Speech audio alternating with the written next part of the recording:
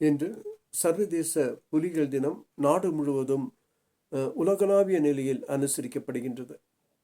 குறிப்பாக இந்தியாவில் உள்ள காடுகளில் அதிக அளவில் புலிகளின் எண்ணிக்கை உயர்ந்திருப்பது ஒரு மகிழ்ச்சியான செய்தியாக நாம் பார்த்து கொண்டிருக்கின்றோம். 3682 புலிகள் இந்தியாவில் இருப்பதாக புள்ளி விவரங்கள் தெரிவிக்கின்றன. உலகளாவிய நிலையில் 70% புலிகள் இந்தியாவில் மட்டுமே இருக்கின்றது என்பது பெருமைக்குரிய ஒரு விஷயமாக நாம் பார்க்கின்றோம்.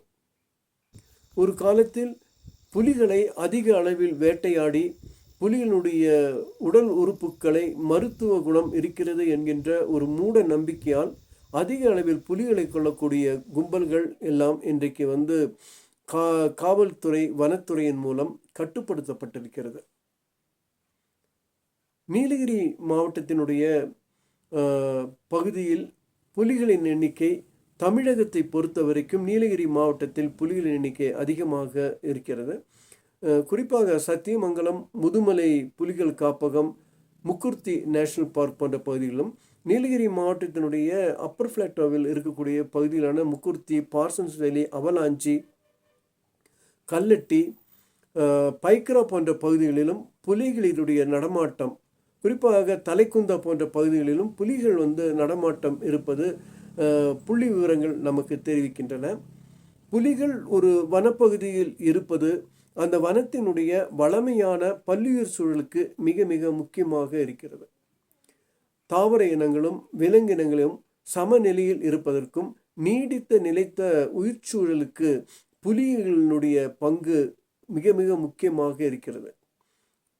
ஒரு நாட்டினுடைய பொருளாதார வளர்ச்சிக்கு புலிகள் காடுகளில் இருக்கக்கூடியதை பார்த்து அந்த நாட்டினுடைய பொருளாதாரத்தை நிச்சயமாக ஒரு வளமையாக இருக்கிறது என்பதை நிர்ணயிக்க முடியும். காடுகளில் புலிகள் இருக்கின்ற பொழுது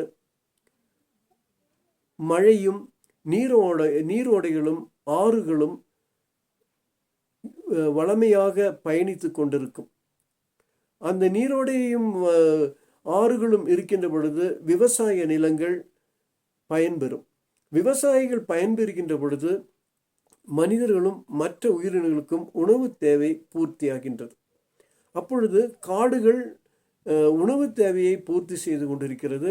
உலகளாவிய காலநிலை மாற்றத்திற்கு புலிகளினுடைய பங்கும் மிக முக்கியத்துவம் வாய்ந்ததாக இருந்து கொண்டிருக்கிறது.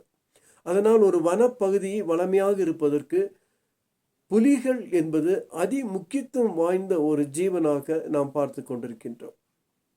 இந்த புலிகளை பாதுகாப்பதற்கான நடவடிக்கையை வனத்துறை புதிய நவீன தொழில்நுட்பத்தின் மூலம் செயல்படுத்தி கொண்டிருக்கிறது. ஏஐ, ஜிபிஎஸ் மூலமாக, அதே போல கேமராக்கள் மூலமாக இந்த புதிய தொழில்நுட்பங்கள் புலிகளினுடைய எண்ணிக்கையை அதிகரிப்பதற்கு ஒரு முக்கியமாக இருந்து கொண்டிருக்கிறது.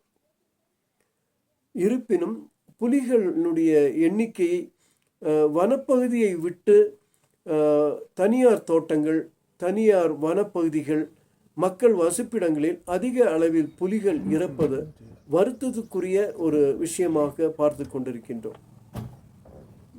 புலிகள் பாதுகாக்கக்கூடிய புலிகள் அவசியம் என்கின்ற ஒரு குரல் இன்றைக்கு இந்தியாவில் இருக்கக்கூடிய இளைஞர்களினுடைய மனதில் மிகப்பெரிய ஒரு எழுச்சியாக இருந்து கொண்டிருக்கிறது.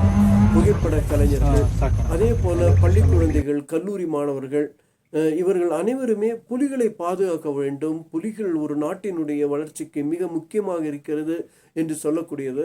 புலிகளை எதிர்காலத்தில் வனப்பகுதிகளில் அதிக அளவில் பார்க்க முடியும், வனங்களுடைய வளமையாக ஒரு எதிர்காலத்தை கொண்டு செல்ல முடியும் என்பதை இளைஞர்கள் உணர்ந்திருப்பது ஒரு மகிழ்ச்சியான செய்தியாக நாம் பார்த்து கொண்டிருக்கின்றோம். புலிகளை பாதுகாக்கப்பட வேண்டும்.